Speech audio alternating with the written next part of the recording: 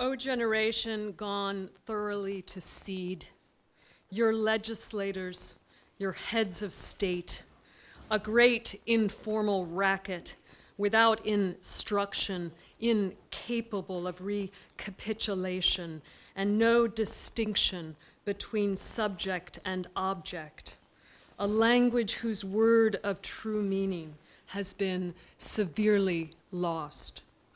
Thus spake Stephen Jonas, kind of providentially, I'd say. Hey, Mitch, and you all, do you want to, there's a seat here and a seat here. And there's, you know, if Dan will move over, there's...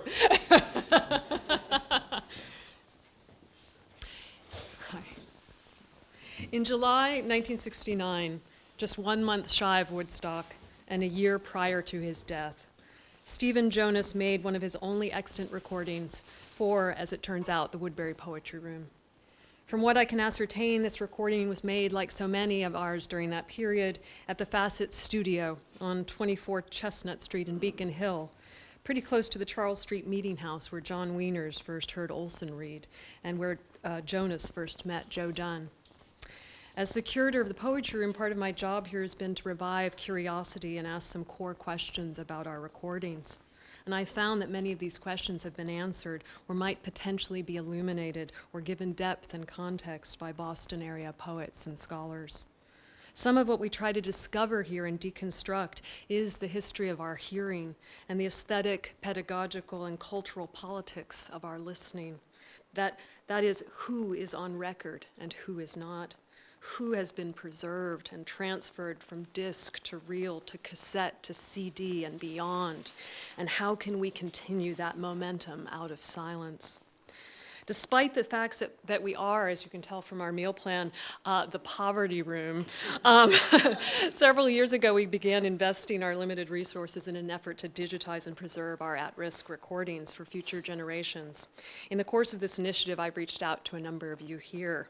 When I inquired of poet and local dynamo Jill McDonough who I should be digitizing, who she wanted to hear and talk about and allow to Doppler, she responded emphatically, Stephen Jonas. Thank you, Jill. Jill likely learned of his work through the tireless efforts of our honored guest tonight. This is how knowledge circulates and attention is exercised on our ears. And in terms of the continuum of reception, I can tell you without a doubt that because it was digitized and readily available to be played, Stephen Jonas's recording was the first and almost the only recording that poet Eileen Miles listened to during her month-long creative fellowship here last spring. Her essay about Boston, which evolved from her visit, is dominated by the impression his work and voice made on her and what it confirmed in her. It is an incredible privilege tonight to introduce the person who made so much of this racket possible. Poet, novelist, teacher, and lit mag editor Joseph Torra was first passed the Jonas torch in the early 1990s when Gerrit, Lansing, Raffael de Gruttola, and Bill Corbett introduced him to Jonas's then out-of-print work. Torra found in Jonas something and someone fearless and full of, quote, unflinching music, and through his efforts, he returned Jonas's audible, palpable energy to print in the selected poems he generously produced. The literary community stands indebted to Torra for the inimitable compendium he created and for his continued wisdom on the subject. Please welcome Joe Torra.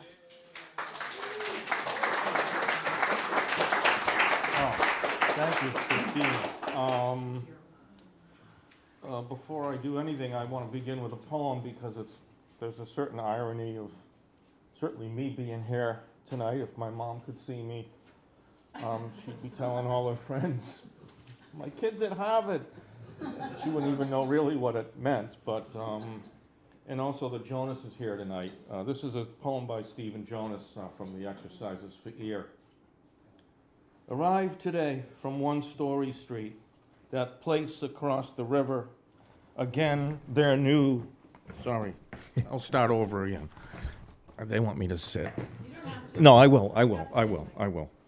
Arrived today from 1 Story Street, that place across the river. Again, they're new from the bindery H Advocate, the which contains some old William Carlos Williams until when suppressed.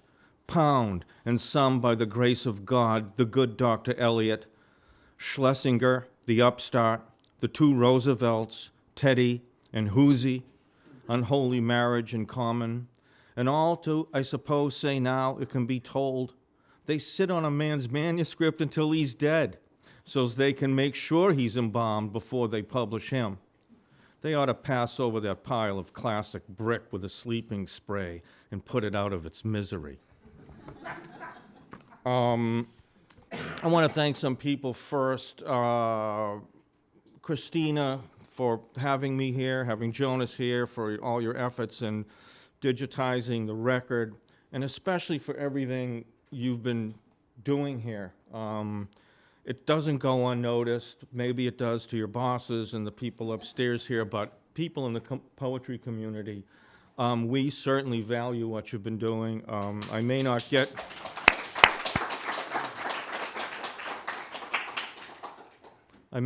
to all the readings, but because I'm old and I'm tired.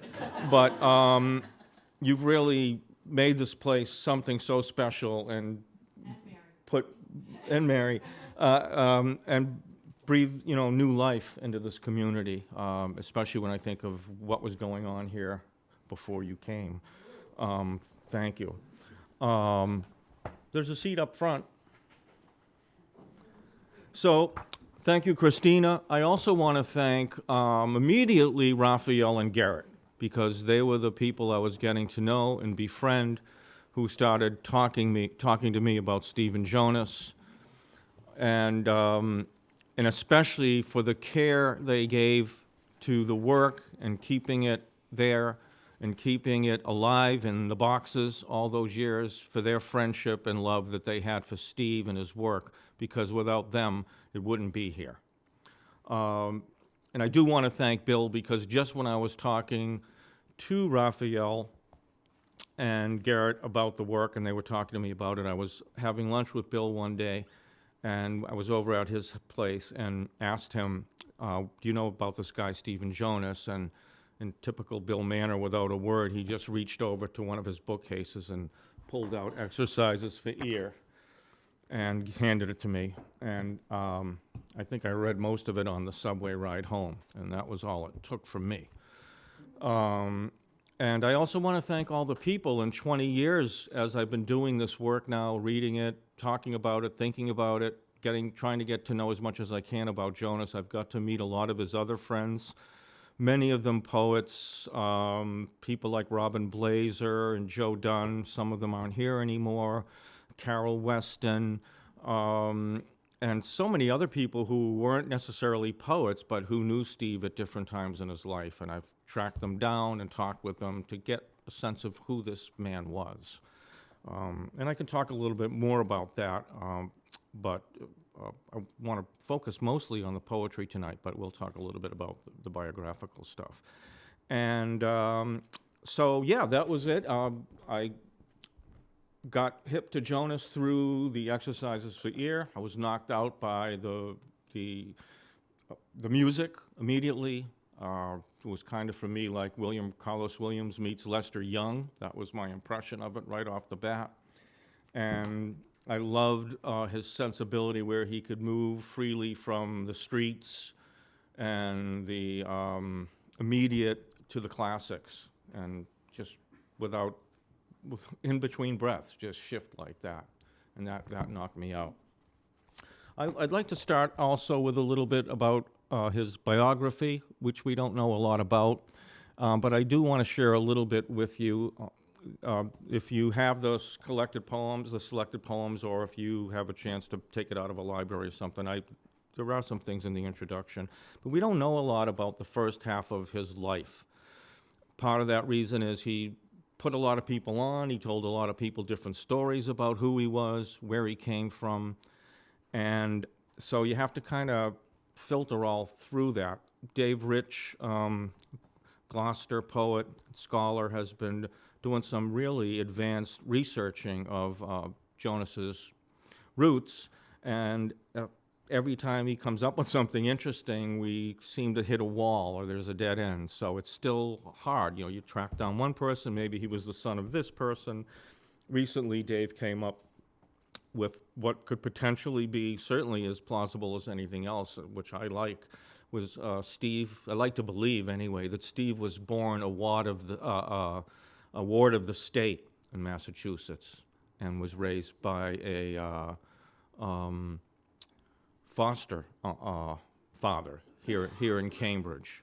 So potentially had no parents, potentially was an orphan or whatever, which is maybe why he invented himself whenever he needed to. There was stories of him being raised in racist Georgia, being adopted potentially by Christian Scientists and raised in New Jersey, all sorts of things. So it's hard to tell. It's hard to tell. But what I know is that by the late 1940s, he was living here in Boston. He lived mostly between the late 40s and his death in 1970 in the Old West End and on Beacon Hill, what was known as the back side or ass side of Beacon Hill, different addresses. So during that time, I think he came to poetry, I don't know how soon, but by the late 40s, he was listening to Sid Corman's old radio show. And Sid was bringing a lot of what would be the new American poetry over the radio to local people. And this is probably, I don't know, before Lowell or something, certainly before Measure magazine. And from there, Steve realized I was hearing William Carlos Williams because Sid would play him, recordings of him reading, Robert Creeley, etc. So from there, he started writing in the 50s, really stepping it up, and by the mid-50s, he was part of what is now a legendary group of poets who lived here in Boston. John Wieners, Robin Blazer, Jack Spicer, Joe Dunn, and that was probably mid-50s. It was just a small group. It was a small amount of time. In fact, when I got to meet Joe Dunn before he died, and talked with him about Steve, he said it was really just this magical summer when we were all together. Robin Blazer told me when he and Spicer met Jonas, he and Spicer were writing one-night stands, and Jonas would show up in the morning with these 5 and 10 and 20-page poems that he wrote the night before, and basically opened up to the possibilities for poetry to be more than they thought they were at the time. So interestingly, when you think about those names and you think that they were influenced by Jonas back in the mid-50s here in Boston before Spicer fled mightily quick, as many of you know. As time went on, he met Gerrit, became a good friend of Gerrit's. He was in Measure magazine. He was a good friend of John Wieners. John used his work in Measure. Gerrit eventually, when he did Set in the early 60s, included Steve's work. So Steve was always a part of the local scene. He wasn't in the New American Poetry Review. I don't know if he was asked to be in there. There were very few Boston poets except John and possibly Ed Marshall, who was in and around at the time, but wasn't necessarily always here.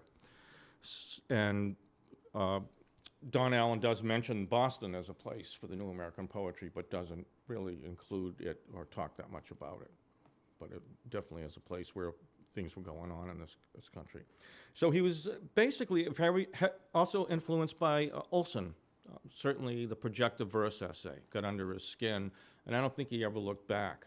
Certainly in all his longer poems, it's projective verse, one thing leaning on another, this sense of composition by Field, obviously Duncan as well, and others. So it was just this big open verse, which he could allow anything he wanted into a poem. So he didn't have to stay focused on one thing. He could get discourse going on 5 or 6 different topics and keep that going. At the same time, he was a master of the short poem, and I think his great work is the Exercises for Ear, and they are these short, to the quick poems. I have no problem calling them poems, but not in the sense we're come to know what a poem is. They are fragments, often unfinished, often fragments that kind of just trail off, so they don't come to conclusions. I think he saw them as etudes, and he basically referred to them, the book, as Exercises for Ear, being a primer for the beginner in the American idiom by Stephen Jonas, gentleman. He had a great sense of humor about himself, too, and about things, and that comes through in a lot of his poems, certainly his shorter poems. Some of his longer poems, especially the orgasms, are very, very serious, and he takes on a lot of serious things, from history to politics. They can get pretty wild and out there, and but they're always very serious. The humor doesn't come in the way it does in the shorter poems.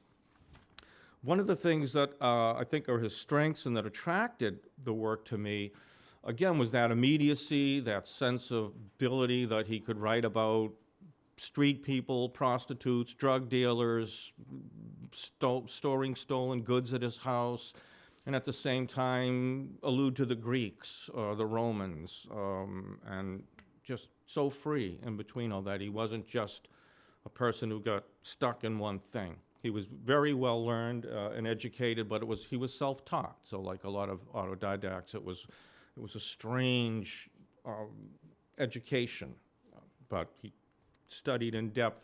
I've seen his reading lists and talking to people, and know the books he was into, from everything from history to poetry, all kinds of poetry, Chinese poets, the old British poets, French, and Gnosticism, magic, you name it, economics.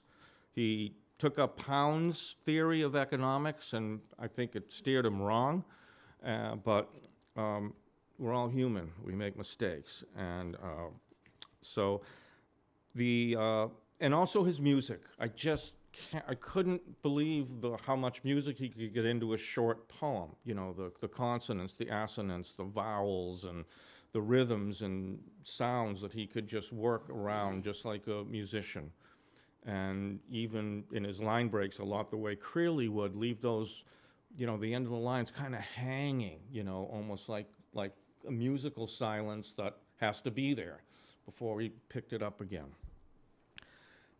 With that, right now, I want to play some short poems. And there are a range of things. I'll play a few Exercises for Ear, but he wrote a lot of other short poems that are really marvelous. And I chose some that I think will be fun, a little sassy. I hope you're not too shy, or there's no Puritans in the room. And I think we'll enjoy them. So can we start there? And we're all set to just go? Okay, I'm going to play first 5 or 6 poems, regularly titled poems. These are probably all a page, less than a page long, and then some of the Exercises for Ear.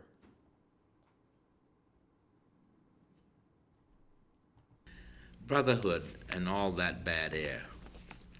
Theology, the which has never been my bent, is nonetheless not odious to me, for I feel an affinity with these non-essential unexploited who congregate at this intersection in the south end of the city. They are my own flesh and blood. Everything they pass is communion, whether it be the tobacco sack or a pint of cheap muscatel they drink.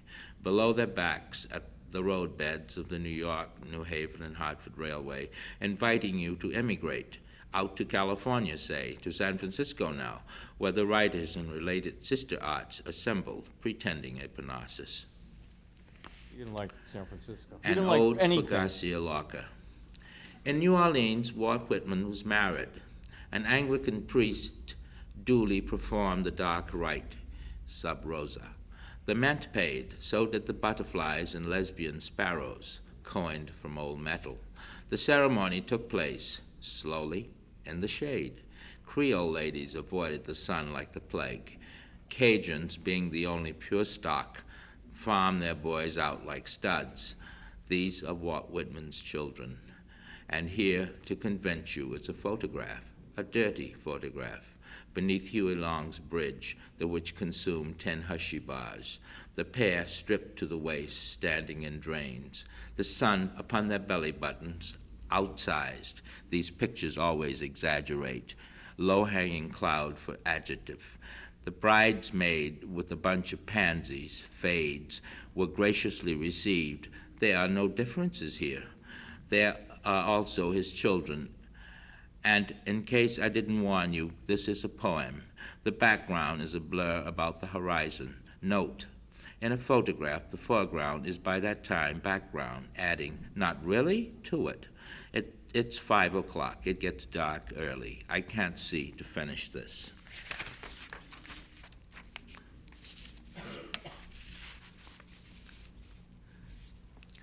This is musique ancienne. Music hath no power that sensate can, no image that can peel the flayed flesh. The song is weak, but sweet, thy image shall not die by song, so long as flesh can peel and image feel the song. This is after Waller, Herrick, and others. Go tell her that waits a him that bides his time to cease, that coral lips do fade, and amber studs shall lose their hold, that bind you from that sacred tryst. Many the rotted bowl that went unbowed, many the virginal to rust unplucked, but I shall burn what burning mouth surcease. Lust is for a time, but the time for you and the time for me. The last Blackstone time is Park, a TH in the poem. dans le vieux parc solidaire et glacé. In this park of dilapidated times where no one comes save the bums and those who love beneath the vine, are the rows. Winos toss empty pints onto the half-shell of a no longer running fount. Dry voices of castrated hopes complain to a jagged moon in its final resolve. At the last bench of a row, 2 shadows equivocate. They have no sex nor time. Their words are withered grasses beneath the shuddering night. Some old ecstasy performed for fools who believe the words they've said. When the wind is downed and the green innocence of death stalks the place with the rattle of 2 elevated cars overhead, hang-dog and headed for the suburbs. My old, this is the celibate. My old uncle so-and-so, now with God, had, among other things I hesitate to touch upon, the, so help me God, biggest piece, skews the expression, in the town athletic unmailed association. Christ, he was always between workouts with barbells and the like, beating it, and at the mirror yet, outsized, and no exaggeration, down to his knees. What can I tell you? He was a boy. I played with it in bed, hung my hand to God like a horse, and could have, had he turned pro and stopped playing with himself, kept old Christian Science ladies with fat dividend checks from husbands mostly dead, happy. Number 13. Enjoy that vain, light-hearted curl about your forehead. It will not be for long. Preoccupied in those preoccupations that occupy you, years pass like water.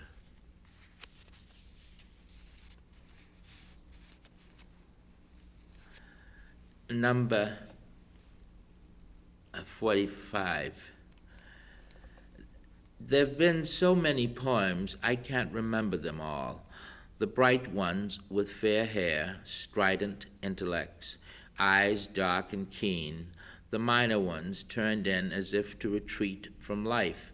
Oh, they're bad poems, so let us record this fact.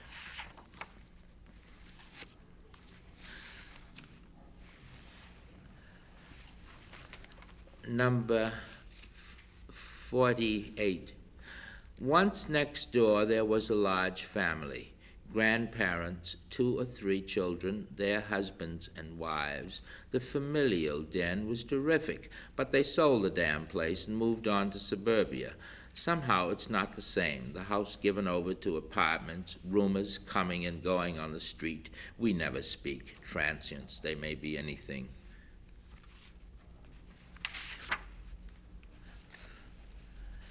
And at number 52, I hate pomposity without gathering grain, hate mealy-mouthed, strategically placed, mere obstructions to capability.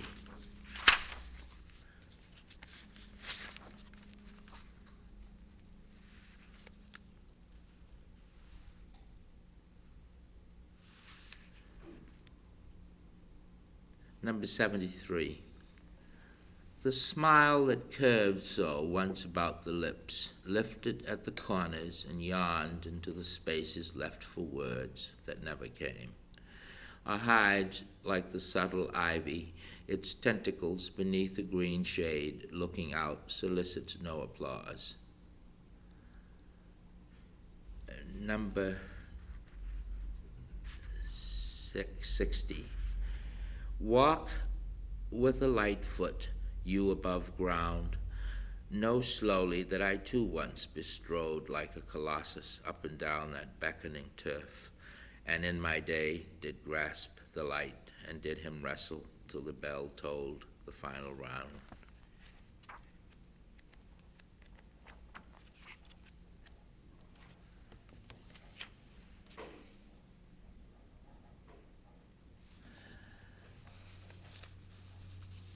Number 104.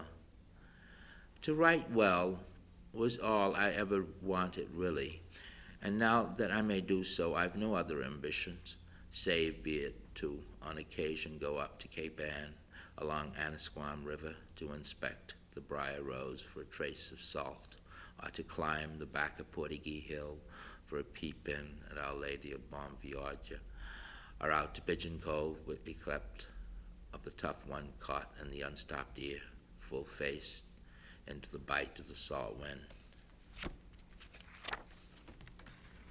I'm going to stop there right now. And, one of the things when I first heard the recordings, and I first got to hear the recordings because Raffael, I believe, had two recordings. You had this one, and there's also another one which you and Bob recorded at Steve's apartment.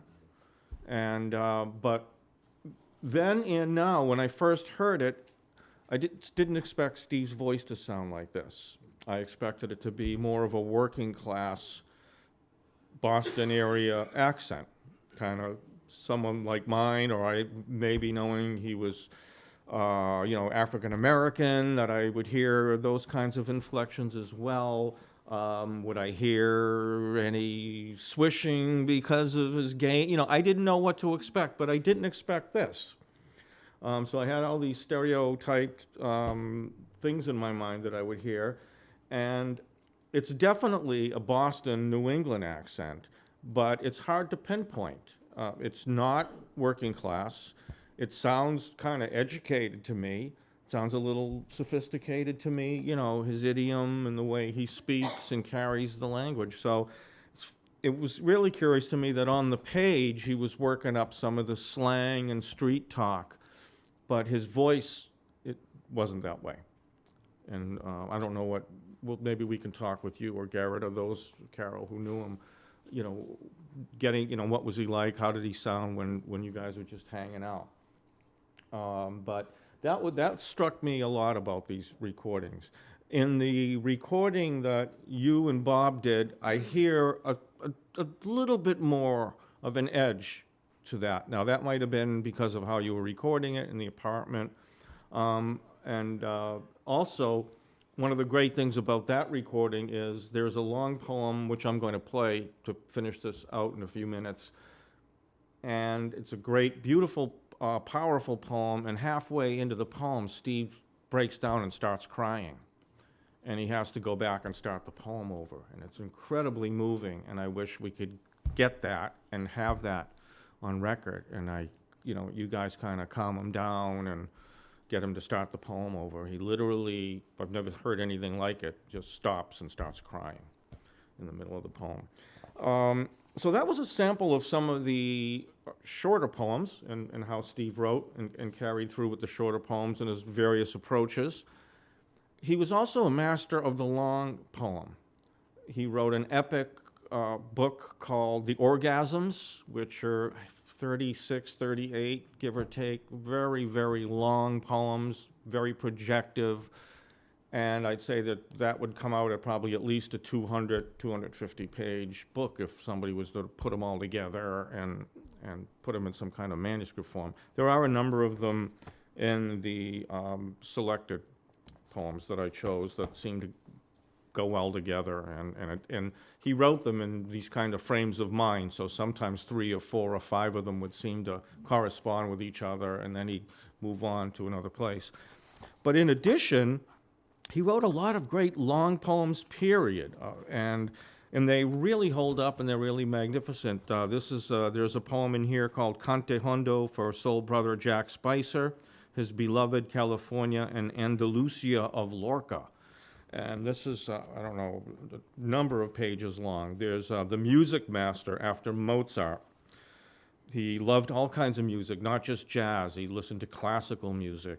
He was listening to music all the time. He wrote while he was listening to music. There's The Morphogenesis, another poem for Jack Spicer, which is a very long poem. So there were numerous poems that he wrote over the years that weren't orgasms, that were very long poems too. And some of them are marvelous. Some of them, I think the orgasms are problematic, and maybe his hero, because like his hero Pounds, they get convoluted, they get twisted. I think Steve, one of the things that, alas, Steve for sure, is Steve had some mental health issues. And he spent time in mental health institutions. There were times when he just was having breakdowns and couldn't function. And he still would write. So some of those poems reflect that they probably reflect how his mind was working, but they're very difficult to follow, and he gets on all these tracks, and sometimes crazy tracks and thoughts that he's working through. I see more of that in the orgasms. In his singular, longer poems individually, they're much more coherent, and he gets on a topic or topics and holds through, and they cohere to the end. Some of the orgasms do, but the orgasms can be problematic one-to-one for a number of reasons. But the one I wanted to play tonight is my favorite of his longer poems, and he wrote it in the mid-50s. Oh, there's another one, Advertisements of the Tribes, which is another long one. Again, these are all very projective. He was hugely influenced by Olson's projective first theory and wrote that way, especially with the long poems. That theory grounded his poems. There's another long poem called Gloucester, Impressions for John Wieners. It's a beautiful poem he wrote for John Wieners about Gloucester. So there are numerous. There's this long prose poem, and I know that there's actually more of this in the library out in the West Coast. I only published the chunk I could get my hands on, which is called What Made Maud Hum, which is this kind of nearly unpunctuated, several-page prose poem. So he just wrote any way he needed to in any occasion that suited him and worked through. Didn't worry to stop about, is this cohering? Is this a nice iambic pentameter ending? Is the rhyme in the right place? Those are the least of his worries. Could care less about that. So the poem I want to play for you now, he wrote in the mid-50s or so. I think it's one of the first. There's Word on Measure, another long poem, which he wrote on Measure magazine, on Jonas's Measure magazine. So there are numerous. Chorale and Hymn, another long poem. But the one I want to play for you is called Love, the Poem, the Sea, and Other Pieces Examined by Me. He wrote it in the mid-50s. I think it's probably, of all the great long poems, it's just up there. It's a magnificent poem. He's obviously writing about love. He's also writing about the poem. What is the poem? He's writing about the sea. He's lamenting the fact that man has not got to the bottom of the sea yet, but now they want to shoot the moon. So it's really ironic, very prophetic, and other pieces examined by me. I think the pieces is part pun, and he's also thinking about other things as well. I'd like to close with this poem, and I think it's very prophetic. It never lets me down. It's also one of his poems where he goes from the street. He starts off with receiving stolen goods, which he used to store in his apartment. He was always doing things like that. He would take in street kids. He would store somebody's works and their heroin somewhere. His apartments were always getting raided because they knew they could find something there, and they'd maybe get a tip off that the cops were coming and get things out of there in time, kind of thing. So it's this kind of lowbrow thing. It opens up with stolen goods and goes back to the Greeks, back historically to the Greeks, and then projects into the future with this lament all the way. I think Jonas wrote, he reminds me of Kerouac in a way too, that there was in some ways this kind of boyhood joy and playfulness, but also this great sadness and despair. Death was always there, and they couldn't get over it. And I guess none of us can. That's why we're poets. But so this will finish us out, and then I'm happy to do question and answer. There are a number of people in this room that knew Steve well, and I may refer to them, maybe ask them some things as we move along. I'll be happy to take any questions you want at all about anything that I might be able to answer. So here we go. Please listen closely. This is Stephen Jonas reading for the Harvard Poetry Room on July 10th, 1969. First poem is Love, the Poem, the Sea, and Other Pieces examined by me. Not so much for receiving stolen goods as for placing the junk, dead as a world, before the senses. In such times, one is put upon within. You know how we squeeze today for meaning the few words we have left to us. Here, in a word, is the sea before me, but the sea cannot be squeezed, so I sit as close to it as close is safe. The sea speaks, if speech be sound, but speech is not sound, so turns for meaning to the poem. If the sea is anything, it is deep in silence, below and beyond a few pebbles chatter thrown against sand, thalassa. The Greek reminds us, but the Greeks are profound and too elude us, and no one likes to be found out. In a dead world, as matter of course, California becomes the sun symbol.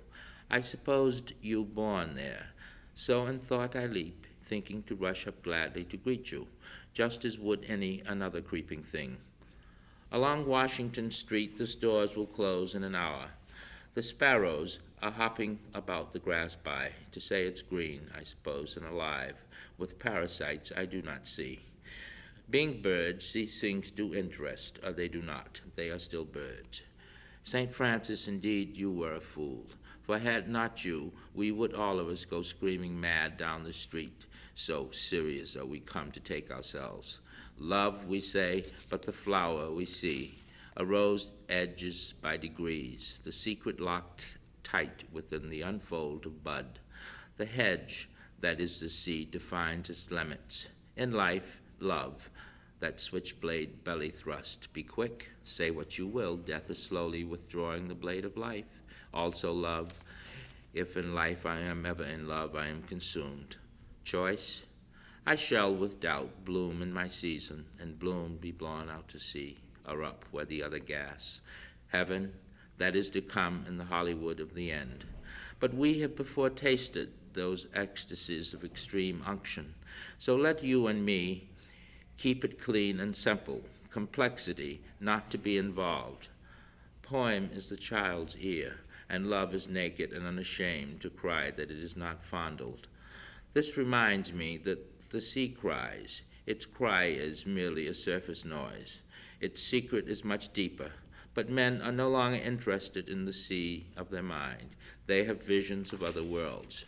Accurately numbered, they visit them daily in papers, and in the meantime plan within a decade to shoot the moon. Good, as it is a dead issue, in this they at least show foresight. Let them get out of the world whatever means they may. Not by any long shot is the sea dismissed from the mind. For a time, the sea defines the mind's periphery, but after a time, the sea is all around you and over their worlds. When you speak of B. Donahue, I think always the Irish Sea. His horses are also the seas. Though we do bet our hard to come by resources of life, the sea takes us, horse and rider, in every race. It must be thus and so tragedy enters our lives. Not so much B. Donahue as the Greek, who also had notions of other worlds, but continued to live by the sea, as their language, which I have had of records, attest. Today's science fiction, yes, but the real sea, throwing hence as pieces of driftwood, the twisted gray remains, burn or preserve as whatnots. They give warmth or they give chill. Mike, I have seen pieces of driftwood, too, so twisted together you and I would be hard put to extricate. How can I so subject our two lives to so trivial a thing, a twisted freak thrown together in the sea of unconcern to be discarded on some obscure beachhead of our world? It is fat summer here, and the ducks quack because of it. The birds will no longer come to investigate the grass. They work by signals, as we poor things pore over our signs for some parasite of meaning. It has been a lean season for you and me. I did not intend a serious poem, but the poem has a will all its own. I am a poor vehicle, a transport in summer wear. I too, to be discarded also in the season of decline. Love, O self-willed love, though unworthy, remember me kindly at the hour of decline. Know that I sacrificed all to say nothing. Hereafter, it will be stark winter. Every sign indicates it. In the long night, there will be time enough to think what pigs we have made of ourselves. Okay, Stephen Jonas, and thank you all for coming, and I'd be happy to answer some questions and really just turn this over to a discussion, and we can all hang out for a while. Thank you for listening. Christina has the mic. Thank you. Thank you. Joe, do we know who he's addressing that? I kept thinking Spicer. I think he's addressing a lot of people. I think, and certainly Mike, I'm assuming, was a lover. But no, I think he could. Let me give you an example of what Jonas would do. This is Orgasm 1. I'm just going to read the opening half page, okay? The first half, he's being very formal. He's setting up this kind of discourse. It's punctuated correctly. He begins his sentences with a capital letter. In the end, it is said, men improve on what they know, they do know. In the 11th book of the Odyssey, they know there is no satisfaction in death. The child of Praxiteles, reaching for some object undisclosed, now lost, once held in the right hand of Hermes. To replace something where formerly there was something is something. Now, he goes from there to this kind of parenthetical inside thing, street language, no caps, no punctuation, just this kind of lead in with some 3 dots. How do you write a poem? You don't unless you think of a wheel. Huh? I mean, you don't. It comes to you. Oh, you mean? Oh, I don't know what I mean. Look, you're bugging me like, man, do you mind? So those juxtapositions of those two things constantly in Jonas. So who is he referring to? Who's this voice that comes in and asks, how do you write a poem? Is it somebody real? Is that just something he wants to bring in? Who's he talking to when he's talking about Odysseus in the Odyssey in the opening of the poem? So I just go along for the ride. It's like any great poet you're reading. I don't care if it's Gertrude Stein or Dickinson or Olson or whatever. You trust them. You go along for the ride. It's the best part of it. And you come out the other side it's a labyrinth, and you come out the other side, and you know, you've been somewhere. You've been somewhere. Yeah, Raphael. I'd like to talk how I met Steve. And then Sure, I think Raphael, Carol please. has stories too, but I was teaching Italian down the north end of Boston, and I had heard Steve read, and I said, well, you know, and somebody said he's living on Beacon Hill, and I said, well, I'll find out where he is. So I found out where he is, and then one afternoon I knocked on his door, and I said, Steve, you don't know me, but my name is Raffael de Gruttola, and I teach Italian down the north end. And he said, oh, come in, come into the apartment.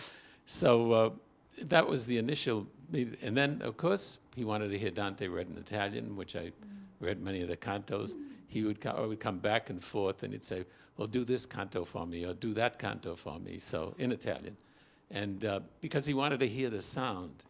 But we also had a mutual love for Charlie Parker and bebop and jazz. So he'd be playing Miles Davis, Charlie Parker, and dancing around the apartment. Yeah, he liked to And dance. he liked to dance, you know, and I just was amazed. He kept teaching me more about poetry and what's good and all like that. And basically, I started writing poetry because he stimulated me so much that I said, I got to try this. And of course, then I went and I've done quite a bit. So that was, and then there were the stories about Spicer. There were many stories about Spicer because when Spicer had lived in Boston and then didn't stay too long because he didn't feel that the vibes were happening, so he returned to San Francisco. But he loved Spicer, I think, and I think Spicer used him as a model in one of his novels. I think you probably know which. Yeah, it's a detective novel he wrote. He uses him as a character. Yeah. So, you know, I kept going up every afternoon. I'd finish teaching in the North End. I'd go up to Beacon Hill, which was a short walk, and we'd just read poetry. I'd read Prout. Now, when was this? Early '60s, or? Yeah, must have. Let's see. I had just gotten back from Italy, which was '62, '63. So it must have been about the mid '60s. And then every day I was up up to the apartment just reading, and you know, we'd read Pound, we'd read other poets, and I just got stimulated by his knowledge because he had a library and understanding of life that was, you know, and since we both love jazz, that was a meeting point for us, you know. And then you didn't mention anything about the magic evenings, but there are other people here that went to many of the magic evenings and how everybody had a chance to do their readings, et cetera. But I always felt he was a very special kind of person. I met him early because he was working with my brother at the Army base, and my brother brought him home to the house one day, and he had dinner with us, and my mother made a nice Italian spaghetti and everything else, and he fell in love. And we were listening at the same time, and my mother was fascinated by him because he would be dancing around the kitchen. We grew up in Somerville in a two-bedroom house. You know, it was. But that was something that we caught on because I was studying music at the time. I was in an Army band when I enlisted into the Army and everything. So there was that connection between bebop, Parker, Pound, of course, which, you know, I love Pound's works too. So he called me, I think Lena might remember this, at 2 o'clock in the morning once, and he said, I just spoke with Jack Spicer. Now, Spicer died, but he was very close with Spicer while he was in Boston, even though Spicer didn't stay that long. And so after that, it just was, we'd go up and see Gloucester because I had a car. I'd finished, you know, teaching at around 2 o'clock, and then I'd go pick him up and we'd head up to Gloucester to be with Gerrit. And there were many times when I met Bob Creeley up there and other people. And it was kind of a, Robert Creeley, and it was just kind of a connection. He came over to the house for dinner many times, and Lena, my wife, would cook up some good Italian meal, but he was always happy. He was dancing. He had such a positive outlook on life, you know. But then my friend Paul Petricone I said, Paul, you got to capture Steve because it's such a unique individual, you know. And then Bob and I went over to the apartment, and Paul took all these. I have about 6 or 7 photographs. This is just one, and some are on the covers. And that was it. And I began to see how he was drinking a lot because he'd like martinis, you know, and who knows if he was taking pills and then drinking martini, and there was a connection there that I knew wasn't going to happen. But it was that kind of, and then the magic evenings on Saturday night when people, Carol and myself and a whole group of other poets came.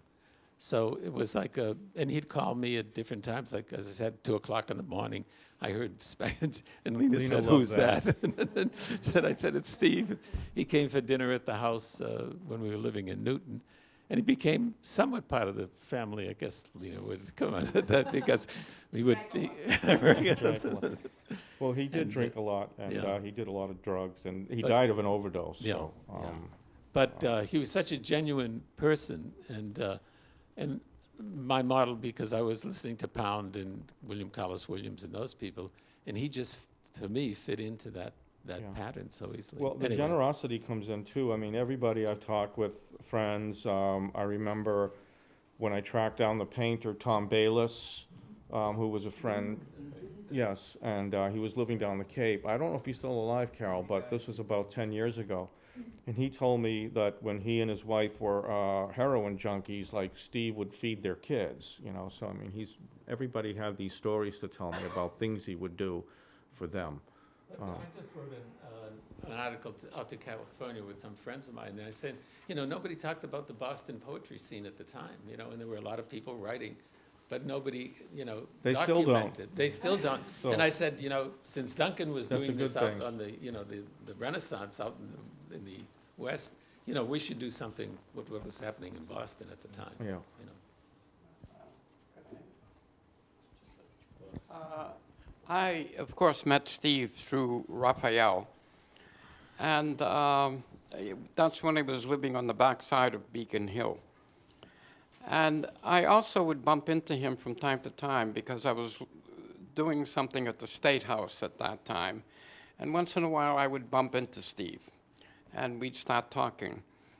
And he was very interested in Italian food, Italian culture, but also opera, which I think might have affected how he spoke, I mean, and how he got the musicality. But the one thing I think we should always remember about Steve is, like many great poets, he was above all a thief. I mean, when he started, when you went to his apartment, he knew how to plug in the electricity in the hallway, so his landlord was paying all of his electrical bills. I'm not sure, wasn't he caught because he was stealing books and put into jail? Well, he And stole all the books Steve from the knew public his library. way on the Yeah. streets. He did steal hundreds of books from the Boston Public Library, which he eventually brought back. And he did serve time in the federal pen because of mail fraud, which involved stealing books of the month and that stuff. And he had a sense of humor about it. He was having them sent to like Robert Olson and Charles Duncan. He was using the poets' names inverted and having these fake mailings, but he got caught. And he defended himself in court. Because Pound had defended himself in court, so he did. That went so well. And he ended up in a federal pen.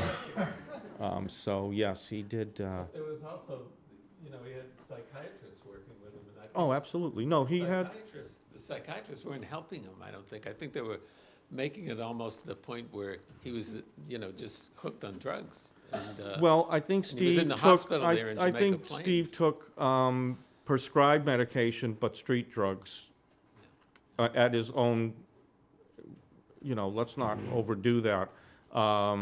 Like a lot of people who have mental health issues and get prescribed medication, many of them start mixing drugs or not taking them the way they're prescribed or taking them with speed. You know, speed. Steve did an enormous amount of speed. He did a lot of opioids, what opioids were around in the daytime, did heroin. So that's going to mess up with any prescribed medication. And also, he introduced me to John Wieners, and John was a great poet, you know. And we used to go for coffee at the little there was a little bar down this, I forget the name of it right now, but we just sit there for 2 and 3 hours talking about poetry. And I just, all the years, because here's John and he talking, and they just knew so many people.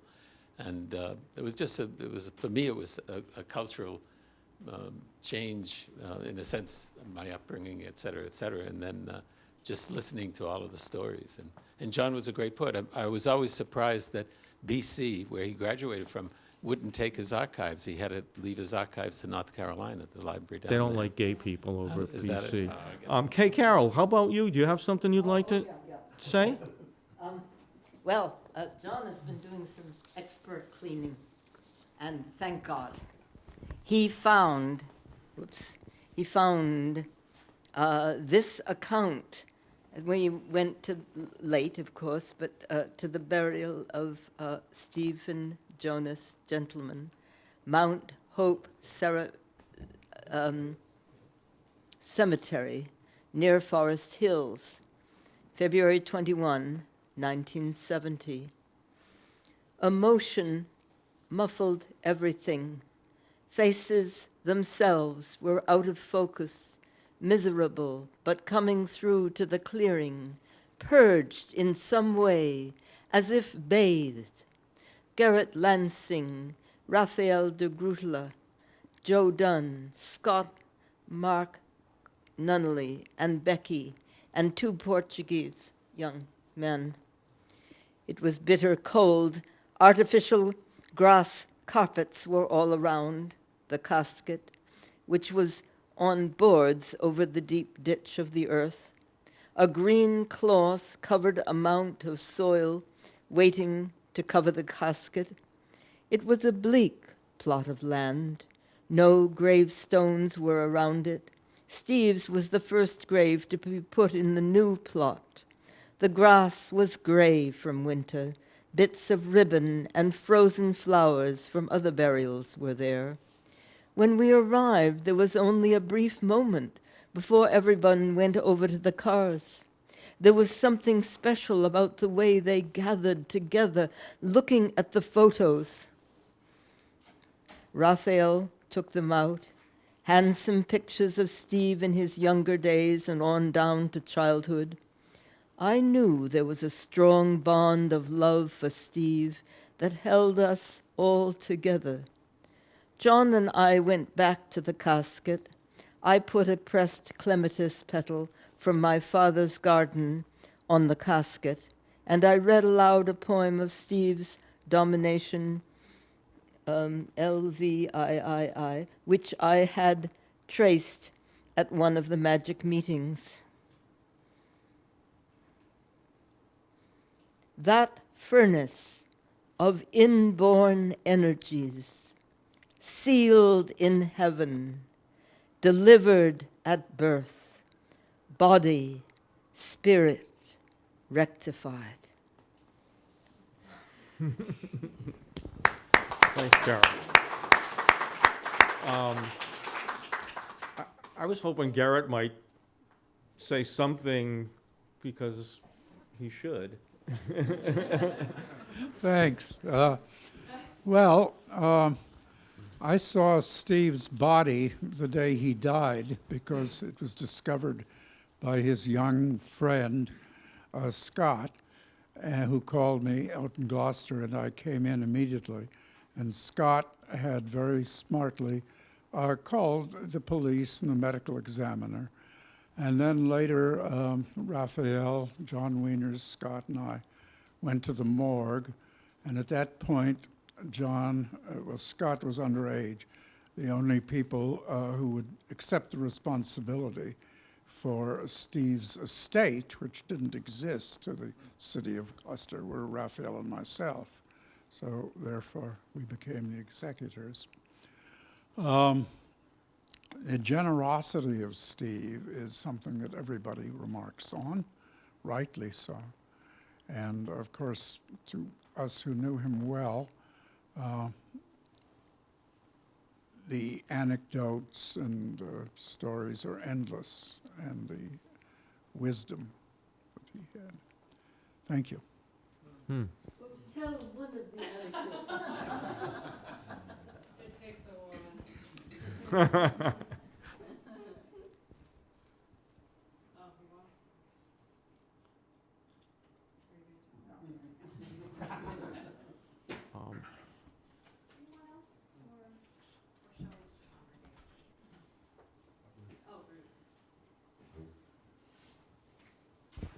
I wonder if we could get Carol or anybody else who went to the Magic Evenings to say more about them than I've been able to get Carol to say thus far.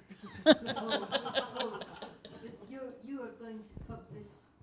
I'm going to My publish that article. poem. Sure, You yes. see, he's going to do it. He's But going she to. was wondering, would you have anything else you'd like to say about the Magic Evenings before Well, we... you see, everything was so far above my head. I looked at the floor anyway, a great deal, so I knew about the little particles of dirt on the rug, and about the cat, and the catnip. You see, was very symbolic, and because everybody was on it, and yeah. John, you were there too. Oh God! And he laughed. His laughter was when he heard whatever it is he heard.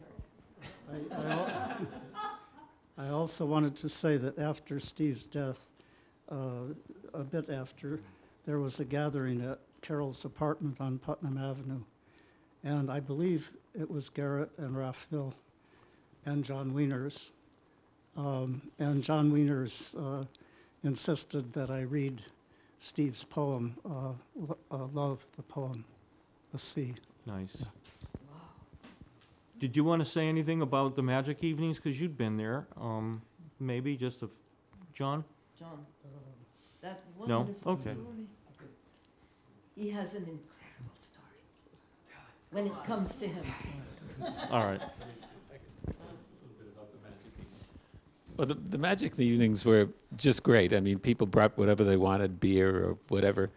Music was on all the time, and Steve was very kind. I mean, we heard some poets that were just learning, and Steve would always encourage them to keep writing, so that there never was any critiquing which hurt people that were there, and different people would come, so you'd meet a lot of people from Cambridge, a lot of poets would come in, for 1 or 2 sessions, but they were great. I mean, they'd go in sometimes until 1 in the morning, where people would read their own works, and everybody would comment about them. But there was a kind of magic that happened because there were maybe 7 or 8, sometimes 10 people sitting in in a room that was smaller than this. It was just a great experience. Can I ask about the recordings really quickly? Oh, yeah. So there was another recording. When was that made? And also, can I ask just about his voice? Was his speaking voice synonymous with his reading voice, or were they somewhat different? I have actually 2 tapes of Steve's reading that I made one in my apartment. Yeah, I have a couple of tapes of Steve reading, which are different than what Joe has, than he was at the house just reading. Steve was very positive with young poets. The critique was always positive. He told them to keep writing, and that sort of thing. And he was critical, but it was a gentle critique that was going on. But what about his voice, Raphael? Did his voice sound like the reading voice? Well, he had a high pitch at times, but yeah, I think normally what you're hearing there is what his voice is sounding like. But sometimes he would just, like a jazz musician, he'd just go, out of it. When I went to his first apartment in the West End, he had brought there was a tree on the side of and he brought one of the branches into the apartment and left it there, with the window open. So anytime you went to the apartment, there was a branch in the living room part. He also knew Howie McGee, the jazz trumpeter, and he had a lot of conversation about Howie McGee and all. So there was always interest because he read all the time, and the Magic Evenings was a combination. And many people just learned so much from listening to other poets around the table. And that moment you described where he breaks down crying and has to resume again, what was that, Joe? That's a recording, Bob. Did you do with with Raphael at an apartment? Well, that was quite moving. I mean, I find the Harvard recording a bit staid. I don't know. It's almost like he's reading for Harvard. Hmm? He was probably alone in a studio. Don't know. No, we were there, Bob and I. Whereas the other one where we were. You were there at the Harvard reading? No, no, no. No. I was at the Harvard reading when he read with You were at the Gerrit. Harvard reading? Yeah, when he read with Gerrit. Gerrit. Oh, that was in the earlier 60s, yeah. That wasn't the one they recorded, though. No. No. I think His voice had much more of an edge when, and that's what I think came across that recording when he broke down and started to cry, which for me is quite moving. The other ones were almost a bit too, I don't know, he was trying to impress Harvard maybe, but he really read like a jazz musician when he was really reading his stuff. Raphael knows much more about this than I do. And these but- tapes exist? I have two tapes. I have two tapes. No, I've been asking you guys, to like get Well, the you- tapes for Christina for 2 years. Nobody Well- listens to me. You guys don't even listen in here. How are you gonna No, listen no. outside of here? No, it's, and I have a lot of manuscripts, as Gerrit does too. We both have, because when Steve died, they came in and sort of made copies of everything there. So, I talked to you about if you'd be interested in Okay. Well, it seems to me that sometimes his pitch and intonation are similar to Wiener's, and so I just asked Jim if he agreed and wanted to see if he or you wanted to say anything about that, or anybody else.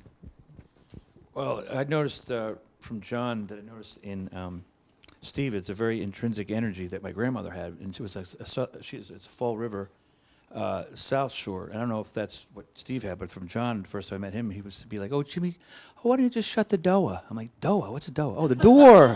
"No, I'll shut the door." "No, the doa."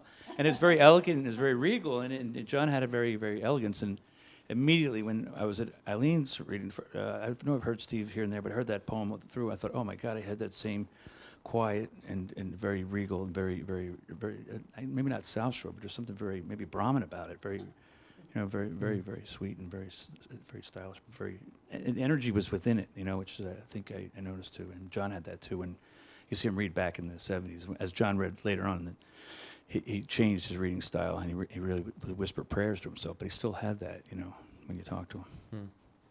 Thanks, Joe. Oh, I have one more question. Carol, was there any connection between Stone Soup? Because Wiener's got involved with Stone Soup. Did Steve die before Jack? Or was there any involvement with Steve with Jack Powers at all? No? I don't think so. Thank you. Oh, because I haven't met Jack. Oh, right. So it was before then. He died before. I think I remember his story, Carol. Oh, and then we're going to close. Yes. And Steve said this at one of the evenings. He had been called into court with maybe a couple of other friends for mail fraud recordings. And the judge spoke to them and said, "What, are you queers here again?" And he laughed and said, "Case dismissed. Get out of, get out of my courtroom." That's great. Okay. Well, one time they didn't. I mean, one time they did. One time they didn't dismiss him because he served time in a federal pen in Connecticut. Is it Danbury? Yeah. And he wrote about that. He wrote some pretty wild stuff about being in prison. One of you guys has those poems in the box. I've seen them. They're out there. Thank you, Joe. Thank you all. Thank you, Thank everyone. you.